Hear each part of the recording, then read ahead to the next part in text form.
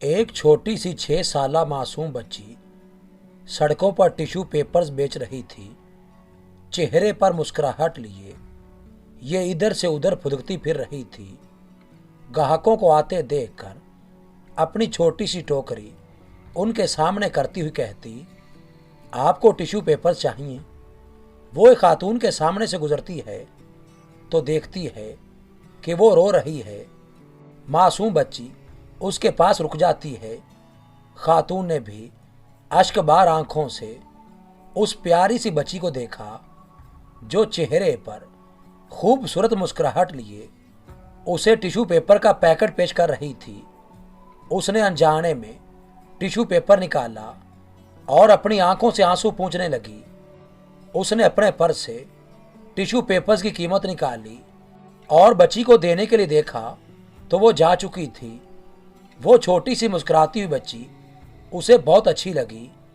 थोड़ी दूर एक खाली बेंच पड़ा था। वो खातून वहां जाकर बैठ गई। कुछ सोचा और फिर अपने मोबाइल से अपने खामद को मैसेज किया, मैं अपने किए पर नादिम हूँ। जो कुछ हुआ मुझे उस पर अफसोस है। आप जाने दें, आपका मौक़िफ़ दुरुस्त है। उसका खामद एक होटल में परेशान हाल बैठा था कि उसे बीवी का ये खुशगवार पैगाम मिला। उसके चेहरे पर पुरसुकून मुस्कुराहट छा गई। उन मियाँ बीवी के माबैन किसी बात पर झगड़ा हो गया था। इस खुशी में उसने वेटर को बुलाया और बड़ी खुशी से उसे 50 मिस्री पाउंड पकड़ा कर कहा कि ये तुम्हारे हैं।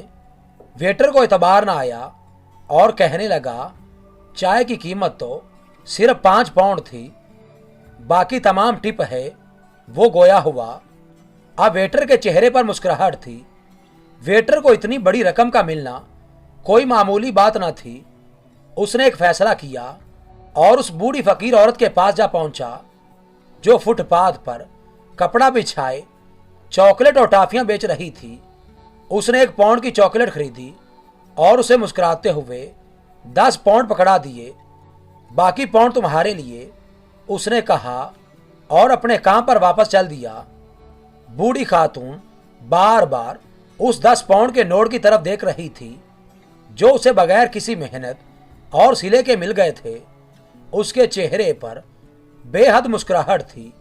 उसका दिल मारे खुशी के बिल्लियों उछल रहा था।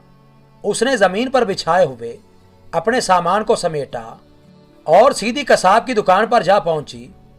उसे और उसकी पोती को गोश्त खाए कितनी मुद्दत गुजर चुकी थी। उनका गोश्त खाने को जी चाहता था मगर उनके वसाइल इजाज़त नहीं देते थे। आज उनकी ख्वाहिश पूरी हो रही थी। उसने मुस्कुराते हुए गोश्त खरीदा और घर चल दी। बूढ़ी अम्मा ने बड़ी मेहनत और शौक से गोश्त पकाया और नन्ही सी प्यारी सी पोती का इंतज़ार करने लगी कि वही तो उसकी कुल कायनात थी। आज वो गोश्त खाकर कितनी खुश होगी। वो सोचों में गुम थी कि टिश्यू पेपर्स बेचने वाली उसकी पोती मुस्कुराती हुई घर में दाखिल हुई। आज उसके चेहरे पर आम दिनों से ज़्यादा मुस्कुराहट थी। नाज़रीन, क्या ऐसा नहीं हो सकता कि हम भी उस टिश्यू पेपर बेचने वाली बच्ची की तरह मुस्कुराहटें तकसीम करें, लोगों में खुशियां बांटें। रसूल करीम सल्लल्लाहु अलैहि वसल्लम की हदीस मुबारका पर गौर करें।